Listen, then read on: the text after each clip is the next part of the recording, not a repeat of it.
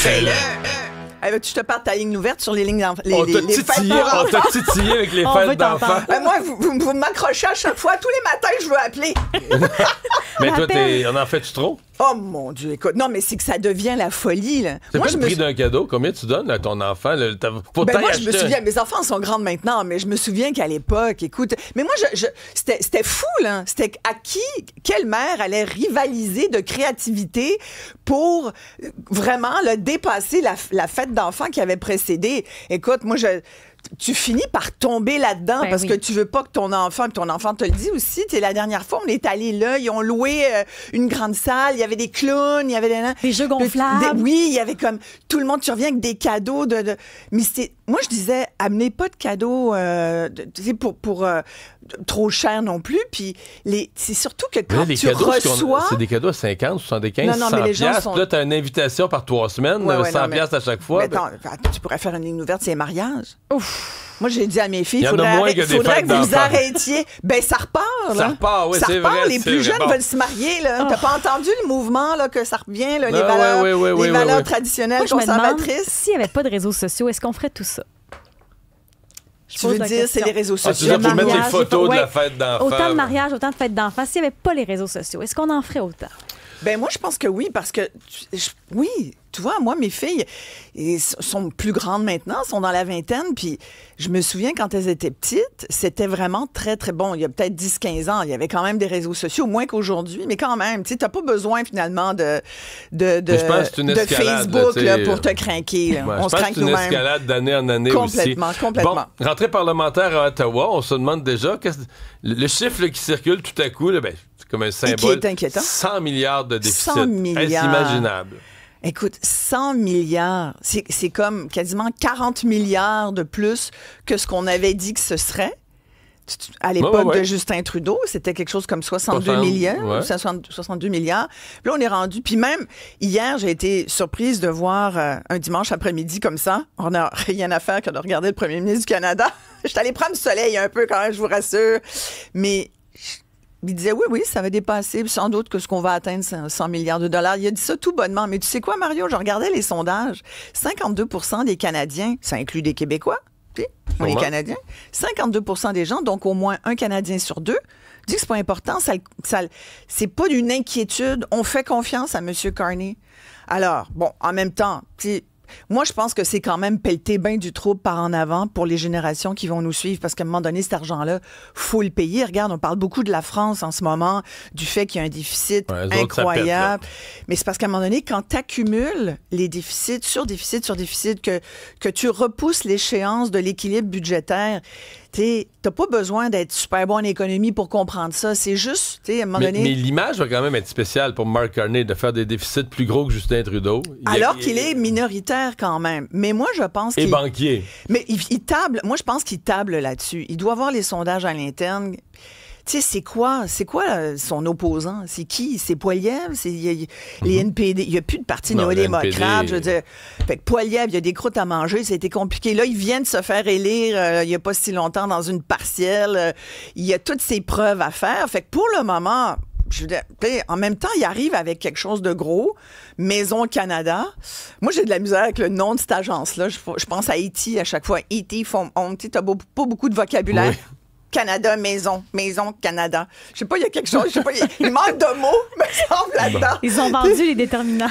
Ça dit ce que ça a à dire. On garde ça maison, simple. Canada. Bon, là, tu comprends pas, dans Maison Canada. Tu comprends pas. On fait des maisons au Canada. Bon. C'est simple, mais ça. Faut tout compliqué. Mon Dieu, qu'elle comprend pas. Fait que là, ils vont cibler, ça a l'air que Longueuil va être au Québec une des premières régions ciblées, parce que quand on dit construire partout au Canada, partez pas en peur, là. C'est dans des zones particulières. C'est un gros projet là, de 13 milliards de dollars, 4000 logements dits, entre guillemets, abordables. Moi, j'aimerais qu'on définisse abordable. C'est quoi un logement abordable? Il n'y a plus de logements pas chers, là. Abordable, de toute façon, ils vont être plus abordables s'il y en a plus. Il faut que tu luttes. Faut que tu luttes contre la rareté. Il faut que tu crées de l'offre si tu veux calmer le prix. Là. Mais tu sais, en même temps, il faut agir. Là. Je pense que... Moi, je salue ça parce que je me dis, à un moment donné, il faut être optimiste. Il faut dire qu'il faut qu'il en construise, Là, il parle de le faire avec l'entreprise privée. Ce que je trouve intéressant dans son plan, toutefois, là, c'est qu'il dit on a plus de 84, je pense, édifices gouvernementaux qui servent à rien, qu'on va remettre, qu'on va comme redonner sur le marché immobilier. On va s'entendre avec des partenaires privés. C'est des grosses transformations. Là. Tu prends un bloc à bureau pis tout ça. Qui n'est pas fait pour ça. Ouais. Fait que mais ça se fait. Là. Ils vont le faire avec l'ancien TVA, semble-t-il. Mais c'est pas des petits travaux. Puis c'est pas vite fait. Là. C'est long c'est très long à transformer. Et puis c'est comme nos écoles. On pourrait faire le parallèle vite avec cette école qui a pris feu, là, qui va faire en sorte qu'il y a plein d'enfants qui vont devoir être relocalisés des petits bouts de chou parce que c'est une école primaire là, près de Prévost. Là, Puis je croisais Sonia Lebel qui est dans nos studios là, ce matin, la nouvelle ministre de l'Éducation qui est allée sur place. Puis j'ai demandé combien de temps ça prend à construire une école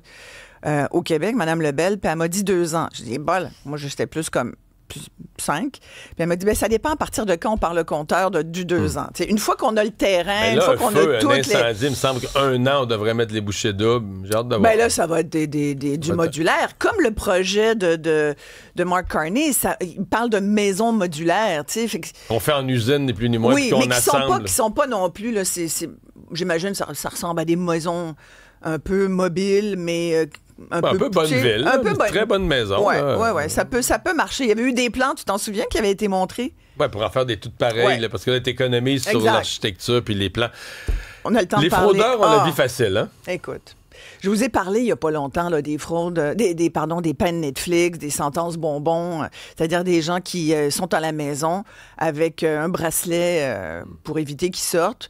Mais tu sais, la prison de salon, là, avec ta TV. C'est parce que dans le cas des fraudeurs, en plus de peines pas trop sévères... C'est qui continue? C'est que t'as vraiment pas beaucoup de chances de se faire attraper. Là. Écoute, c'est pas 90% se font jamais attraper. Ils se font jamais attraper, c'est un cas les peines pas sévères, ça, c'est pour le petit 10% qui se fait attraper. Là. On parle de fraude ici envers les aînés, donc des gens extrêmement vulnérables. Écoute, ils sont tellement, tu pourrais dire, sont malins.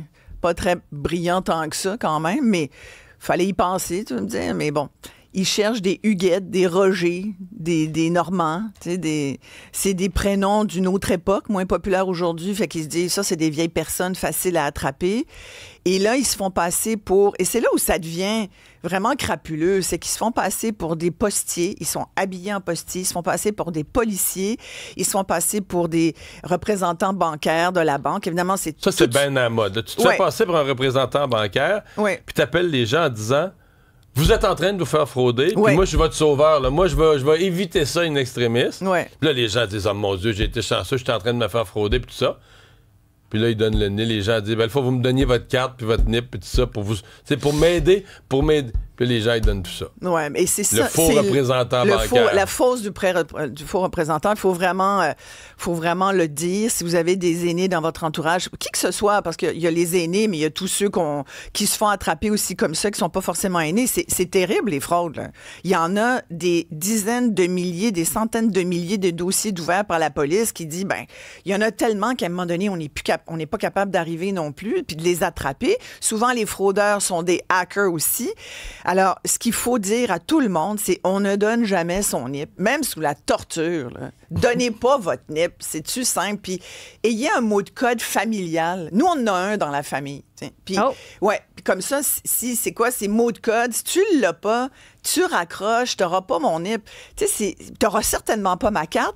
Puis moi, je vous le disais l'autre jour, moi, j'ai des caméras, ou peut-être je le disais à mon émission à 13h, à ne pas manquer. Oui. Je disais, moi, là, depuis que je me suis fait faire le Sunday Chris, là, des petits bums là, qui viennent t'achaler chez vous. Moi, j'ai une caméra à la porte, puis je peux parler avec mon cellulaire. J'ai accès à la personne qui sonne ou qui cogne. Je vois la personne qui monte les marches. Je vois du monde qui passe dans la rue, là, puis ça sonne. Ça me met une alerte sur mon téléphone. Alors, c'est sûr que aujourd'hui, munissez-vous. Il y a des moyens technologiques.